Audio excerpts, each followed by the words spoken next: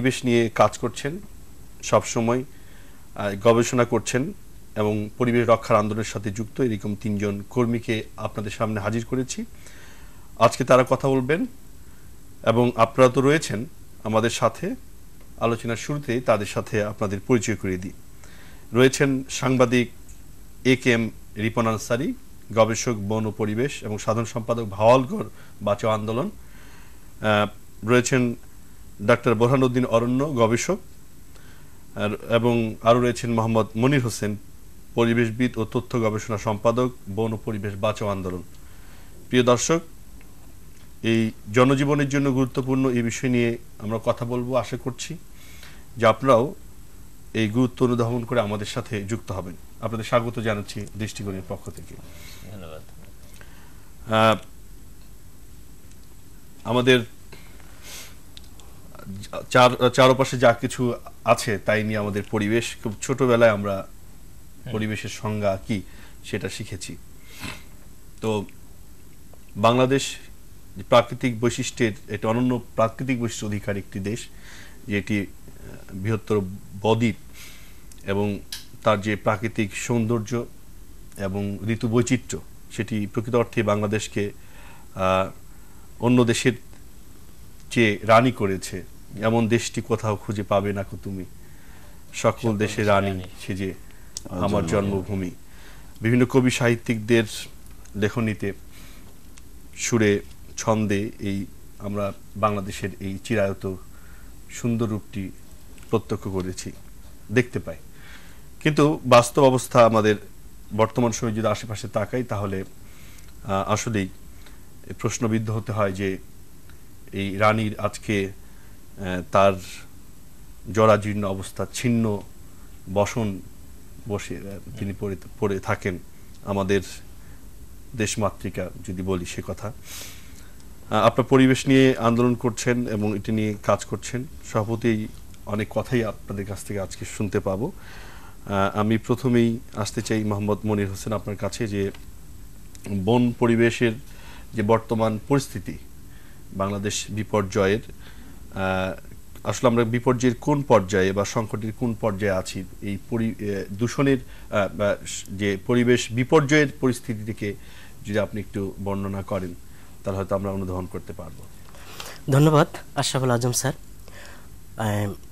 মোহনা টেলিভিশনকে ধন্যবাদ জানাচ্ছি যে এরকম একটি ব্যতিক্রমী আলোচনা অনুষ্ঠানের আয়োজন করার জন্য। পাশাপাশি আপনার মাধ্যমে মোহনা টেলিভিশনের সকল দর্শককে ধন্যবাদ জানাচ্ছি। আজকে আমাদের যে কথা বলার বিষয় বন ও পরিবেশ, আর বন ও পরিবেশের কথাটা যখন আসে, তখনই আমাদের এই ঢাকার অদূরে মাত্র 40 কিলোমিটার দূরে সেই বাওয়ালগড়ের কথা মনে হয়। বাওয়ালগড়, একসময় এই বাওয়ালগড়ে 221 প্রজাতির উদ্ভিদ ছিল, 64 প্রজাতির প্রাণী ছিল। এই বাওয়ালগড়ে বাঘ, চিতাবাঘ, মেঘাবাঘ, বেজি, শিয়াল, অজগর সাপ, গুই সাপ, বিভিন্ন ধরনের প্রাণী পাওয়া যেত। এক সময় বলতে সেটি কত সময় পূর্বে?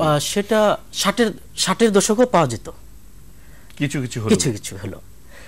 অষ্টাদশ শতাব্দীতে এটার একটা সোনালী দিন ছিল। যেমন কোম্পানি আমলে ঢাকা, জেমস টেলরের একটা বই, সেই বইয়ে তিনি লিখেছিলেন যে এই অঞ্চলে বাঘের উপদ্রব এত বেড়েছিল যে সরকার বাঘ মারার জন্য পুরস্কার ঘোষণা করেছিল। এবং তখন ওনার বইয়ে আরেকটা পয়েন্ট আছে, সেটা হচ্ছে তখনকার মুক্তাগাছা, ভালুকা, কটিয়ার রাজারা এই মধুপুর এবং বাওয়ালগড়ে আসতো চিতাবাঘ শিকার করার জন্য, এবং প্রচুর পরিমাণে চিতাবাঘ মেরেছিল তারা। এখন এই যে ভাওয়ালের গড়টা, এটার যদি আমি অবস্থানটা একটু ব্যাখ্যা করি, তার পশ্চিমে হচ্ছে বংশী নদী যেটাকে আমরা বলি, সেটা জামালপুরের আদি ব্রহ্মপুত্র থেকে উৎপত্তি হয়ে সাভারের কাছাকাছি দলেশ্বরীতে এসে মিশছে। তার পূর্বে আছে বানার।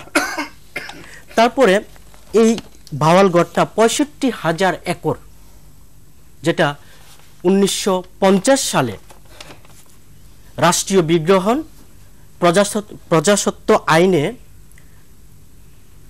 সরকার অধিগ্রহণ করে নিয়েছিল, এবং সরকারের পক্ষে সেটা জেলা প্রশাসন 1 নম্বর খতিয়ানে নথিভুক্ত করেছিল।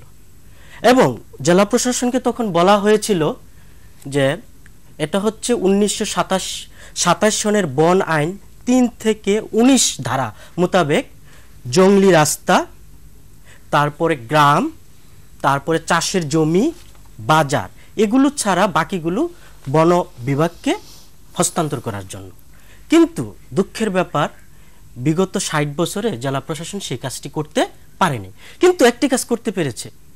এই বনভূমির বিভিন্ন জায়গাটা ব্যক্তি মালিকানায় নথিভুক্ত করতে পেরেছে। সেটা কিভাবে? 1958 থেকে 62 সালে এসএ জরিপ অনুযায়ী, যেটা মাঠ পর্যায়ে জরিপবিহীনভাবে ব্যক্তি পর্যায়ে জমিগুলোকে নথিভুক্ত করেছে। সেটা পরবর্তীতে জেনারেল প্রকিউরমেন্টের মাধ্যমে সেটা আরএস খতিয়ানে অন্তর্ভুক্ত করা হয়েছে এবং এই ভূমিটা তাদের নামে নথিভুক্ত করছে ওই ব্যক্তি মালিকানা। এর ফলাফল হিসেবে আজকে সেটা ব্যক্তি মালিকানা প্রতিষ্ঠিত হয়েছে। হ্যাঁ, সেটা ফলাফল হিসেবে সেখান থেকে বন দখলের সূত্রপাতটা হয়।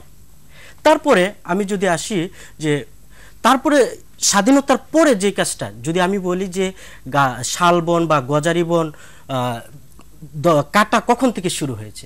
স্বাধীনতার পরে টঙ্গী শিল্পনগরী যখন হলো, তখন সেখানে জ্বালানির চাহিদা পূরণের জন্য বনভূমি থেকে বন বিভাগ একটা সিদ্ধান্ত নিলে, সেটা আমি মনে করি সেটা ছিল ভুল সিদ্ধান্ত, যে 3 ফিট ব্যাসের গাছগুলো নিলামে বিক্রি করা। কিন্তু এইটা যখন তারা বৈধ করলো, বন বিভাগের কিছু অসাধু কর্মকর্তা এই 3 ফিটের নিচে মানে 1.5 ফিট 2 ফিটের ব্যাসের গাছগুলো কেটে ফেললো। বন বিভাগ আরেকটা ভুল সিদ্ধান্ত নিয়েছিল, সেটা হচ্ছে আমি বলেছিলাম যে 221 প্রজাতির উদ্ভিদ এই বাওয়ালগড়ে আছে। সেখানে তারা কি করলো, আরেকটা সিদ্ধান্ত, সেটা হচ্ছে ঔষধি গাছ এবং অন্যান্য লতা গুল্মগুলাকে তারা পুড়িয়ে ফেলে দেবে, শুধু এখানে গজারি শাল বা বড় বৃক্ষগুলো থাকবে, গুল্ম লতা এগুলো থাকবে না। এটা যখন করলো, সেটা আরেকটা ভুল এই কারণে বলবো, তারপর থেকে ওই এলাকার যে যারা চাষি, স্থানীয় চাষি, আমি আরেকটু কথা বলতেছি, সেটা হচ্ছে জীবনযাত্রার প্রভাব ফেলে। বাওয়ালগড়ের নিচু এলাকাটাকে বলা হয় বাইদ, উপরের এলাকাটা বলা হয় চালা। তখন বাইদ হচ্ছে এখানে ধান চাষ হয়, সেই ধান চাষ করার জন্য তারা উঁচু এলাকার অর্থাৎ চালাতে তারা আগুন ধরিয়ে দেয়। এখানে আগুন ধরিয়ে দেওয়ার ফলে তারা ওইখানে গুল্ম জাতীয় গাছগুলো আর হচ্ছে না, লতা জাতীয় গাছগুলো আর হচ্ছে না, ঔষধি গাছগুলো হচ্ছে না। তারপরে তার সাথে সাথে আগুনের ফলে একটু বড় বৃক্ষ জাতীয় গাছও কিছু মারা যাচ্ছে। তারপরে 1982 সালে বাওয়াল যখন 5022 হেক্টর জমি নিয়ে বাওয়াল জাতীয় উদ্যান হয়েছে, সেটাকে স্বীকৃতি দিয়েছে 1982 সালে। সেটা যখন হলো 50,000 একর থেকে 5022 হেক্টর নেমে এলো। হ্যাঁ জি, সেখানে ওই বাওয়াল জাতীয় উদ্যান ঘোষণা করা হয়েছে। তখন তার ওইটার জায়গার যে গুরুত্বটা বেড়ে গেল, তখন মানুষ বিভিন্নভাবে এখানে আসতে শুরু করলো। রাস্তা করার জন্য গাছ কাটা হচ্ছে, বা একটা স্থাপনা তৈরি করার জন্য গাছ তৈরি হচ্ছে। আনুষ্ঠানিকভাবে বন দখলটা শুরু হয় যখন ঢাকা ময়মনসিংহ সড়কটা বনের ভিতর দিয়ে করা হয়। তখন তার 2 পাশে জমি, এই বনভূমি দখল করে স্থাপনা, সিএনজি স্টেশন, ফ্যাক্টরি, তারপরে আর অন্যান্য বিভিন্ন স্থাপনা, রিসোর্ট, খামার বাড়ি তৈরি করা হয়। তারপরে যে পরিস্থিতি সেটি কি, মানে সেখানে যে আপনি চমৎকার ভাবে সেই পুরনো দিনের কথা থেকে শুরু করেছেন, যে তার বিবর্তন বা ধ্বংস কিভাবে হলো, আজকে কি অবস্থায় আছে সেটি। তো আমরা আসবো আপনার কাছে, এখন একটু ফাঁকে আরেকজনের কাছে আসতে চাই। ডক্টর বোরহানুদ্দিন অরণ্য যে কথাটি বললেন, যে বিভিন্ন সময়ে আমাদের যে উন্নয়ন কর্মকাণ্ড, রাস্তা হয়েছে বনের মাঝখান থেকে, বা বিভিন্ন রকম শিল্প কারখানা স্থাপনার কথা বললেন, বা এটিকে যখন জাতীয় উদ্যান ঘোষণা করা হলো, তার একটা বাণিজ্যিক গুরুত্ব বৃদ্ধি পেল, তার ফলে এক ধরনের বাণিজ্যিকীকরণ সেখানে প্রসারিত হলো। এই যে আমাদের উন্নয়নের সাথে যে পরিবেশের যে একটি সম্পর্ক তৈরি হচ্ছে, সেটা আমরা দেখছি যে সেটি সহায়ক নয়। তো আসলে কি আপনি একজন পরিবেশ নিয়ে কাজ করেন, তো আপনি কিভাবে দেখেন যে উন্নয়ন আগে নাকি পরিবেশ রক্ষার আগে, অথবা দুটোরই একটি সমন্বয়ের জায়গা আছে? ধন্যবাদ আজম স্যার আপনাকে। তো আপনি যে প্রসঙ্গটা আমাকে বললেন, এই প্রসঙ্গে আলোচনা যাওয়ার আগে আমি একটু কথা বলে নিতে চাই, বিশেষ করে মোহনা টেলিভিশনের আজকের যারা দর্শক শ্রোতা আছেন তাদের উদ্দেশ্যে, যে এখন একটা কথা খুব সবার কাছে পরিচিত, সেটা হলো যে বিশ্ব উষ্ণায়ন বা গ্লোবাল ওয়ার্মিং। এখন আমরা আজকের যে প্রতিপাদ্য বিষয় আমরা আলোচনা করছি সেটা হলো বন ও পরিবেশ আমাদের করণীয় বিষয়। তো এই বিষয়ের সাথে এই কথাটার, বিশেষ করে আমরা পরিবেশ প্রসঙ্গে যখনই আলোচনা করব তখন সেটা কোন একটা নির্দিষ্ট গণ্ডির ভিতরে কিন্তু এটাকে বেঁধে রাখা যাবে না। এটার একটা বিস্তৃতি আশেপাশের রাষ্ট্র থেকে শুরু করে সমস্ত জায়গায় প্রভাব পড়ে। তো এই বিষয়টা যে জিনিসটা আমি বলতে চাই সেটা হল যে ওয়ার্মিং বা এই যে বিশ্ব উষ্ণায়ন নিয়ে আজকে সারা বিশ্বে অনেক কথা হচ্ছে, জাতিসংঘে এ বিষয়ে সম্মেলন হচ্ছে। তো এই বিষয়টা কেন, বা এটা আমাদেরই বা এ বিষয়ে ভাবনার কি বিষয় আছে এবং আজকের বিষয়ের সাথে এটা কিভাবে প্রাসঙ্গিক, এই বিষয়ে আমি একটু কথা বলতে চাই। সেটা হলো যখন থেকে এই বিশ্বে শিল্প বিপ্লব শুরু হলো, শিল্প বিপ্লব শুরু হওয়ার পর থেকে শিল্পের যে অধিক মাত্রাতিরিক্ত কার্বন নিঃসরণের কারণেই কিন্তু এই যে উষ্ণায়ন এবং ওয়ার্মিং এর সূচনা, এবং এটার মাত্রা এত বেশি পরিমাণ হয়ে গেছে এবং বিশেষ করে উষ্ণায়নের ফলে সমুদ্রের পৃষ্ঠ উঁচু হয়ে গেছে এবং বৃদ্ধি পাওয়ার কারণে সবচেয়ে বেশি ঝুঁকির মধ্যে রয়েছে বাংলাদেশ। তো এখন আমরা বাংলাদেশের পরিবেশ নিয়ে কথা বলবো, বন নিয়ে কথা বলবো। এই উষ্ণায়নের বিষয়টাই আজকের এই বন এবং পরিবেশের সাথে খুব ওতপ্রোতভাবে জড়িত। যেমন আজকে ধরি যে বাংলাদেশের সুন্দরবন, ম্যানগ্রোভ সুন্দরবন বিশ্বের একটা অন্যতম প্রাকৃতিক ঐতিহ্য ম্যানগ্রোভ বন। এবং আমরা যে জিনিসটা বলবো যে বাংলাদেশের যে পরিবেশ, বিশেষ করে দক্ষিণ পশ্চিম অঞ্চল এরিয়ার যে বসতবাড়ি বা স্থলভাগ আছে আমাদের দেশের, এটাকে সেভ করার জন্য প্রাকৃতিকভাবে এই বনটা আল্লাহ তাআলার সৃষ্টি। এখন দেখা যাচ্ছে উষ্ণায়নের ফলে আশঙ্কা দেখা দিচ্ছে যে এই বনটা কি আদৌ থাকবে কিনা, না বিলীন হয়ে যাবে লবণাক্ত পানির কারণে বা পানি বেড়ে যাওয়ার কারণে। এবং পাশাপাশি আরেকটা বিষয় হলো যে আমাদের যে ঢাকার যে আশেপাশে যেসব জেলাগুলো, ডিস্ট্রিক্টগুলো আছে, এবং বলা যায় যে ঢাকাকে অনেকটা ছায়ার মধ্যে ঘিরে রেখেছে বাওয়াল, গড় বা শালবন আমরা যাকে বলি। এখন আমি যে জিনিসটা প্রসঙ্গক্রমে আসবো যে ঢাকা যে একটা বিশাল কর্মযজ্ঞের স্থান আমাদের দেশের এবং সমস্ত কর্মকাণ্ডের কেন্দ্রবিন্দু হচ্ছে আমাদের ঢাকা।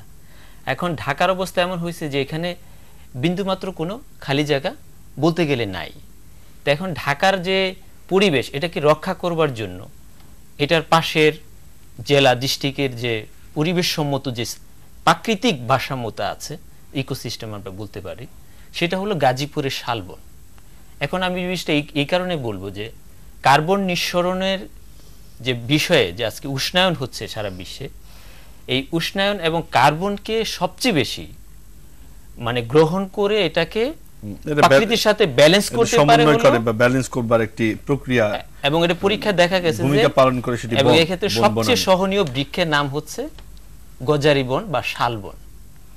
এখন আমরা দেখা যায় যে এই যে আমাদের মনির ভাই যে বিষয়টা আলোচনা করলেন যে শালবনকে কিভাবে ধ্বংস করা হচ্ছে, কি প্রক্রিয়া এটা ধ্বংস শুরু হয়েছে এবং এটার ধ্বংসের মাত্রা কোথায় গিয়ে ঠেকবে এটা কিন্তু আমরা জানি না।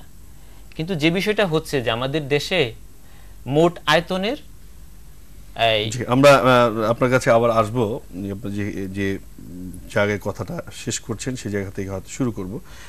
আমি এবার রিপন আনসারী আপনার কাছে প্রশ্ন রাখতে চাই যে ওনারা এক ভাওয়ালগড়ের বর্তমান পরিস্থিতি এবং সেই ঐতিহ্য ইতিহাসের কথা সূত্র ধরে আজকে যে পরিস্থিতি, সংকটটি, সেটি খুব চমৎকারভাবে বলেছেন। তিনি গ্লোবাল ওয়ার্মিংয়ের কথা বললেন যে সেখানে গজারি বনের এটাকে রিডিউস করার ক্ষেত্রে কী ধরনের ভূমিকা পালন করে। আপনার কাছে জিজ্ঞাসা সেটা হচ্ছে যে আপনার ভাওয়াল অঞ্চলের যে এই যে বনের যে বর্তমান সংকটময় পরিস্থিতি, যেটি 65,000 একরের কথা বলছিলেন, সেটি 5,000 একরে চলে এসেছিল। 5,022 হেক্টর এটা জাতীয় উদ্যানের অংশ হিসেবে। বর্তমানে সেখানে আসলে কি ধরনের পরিস্থিতি, আমাদের যে ব্যবসা বাণিজ্যের কারণে সেই সংকট কিভাবে তৈরি হচ্ছে ভাওয়াল অঞ্চলে, সেটি সম্পর্কে আমি প্রথমেই মোহনা টেলিভিশনের জন্মত চেয়ারম্যান মহোদয়কে ধন্যবাদ জানাই যে উনি বাংলাদেশের এমন একটি বিষয় আজকে এখানে এনেছেন যে বিষয়টা নিয়ে কেউ আসে না কোনো সময়। অন্যান্য মিডিয়ায় যে সকল বিষয় নিয়ে এরকম আমরা কথা হয়, কথা বলেছি এখানে, তবে এত আপনারা ডিপলি বেশি আমাদের কথা বলেছেন। মানে বাওয়াল ঘরের লুক দিয়ে এই ধরনের প্রোগ্রাম কোনো সময় হয় না। এই জন্য চেয়ারম্যান মহোদয়কে ধন্যবাদ জানাই, আজকে উপস্থাপক সাহেবকে অবশ্যই ধন্যবাদ জানাই, এবং আমি ধন্যবাদ জানাই 2000 সালে বাওয়াল জাতীয় উদ্যান বাঁচাও আন্দোলন নামে প্রথম একটি সংগঠন করি আমি। সেই সংগঠনে আমি মহাসচিব ছিলাম। বর্তমানে সেই সংগঠনটা বাওয়াল গড় বাঁচাও আন্দোলন নামে আছে।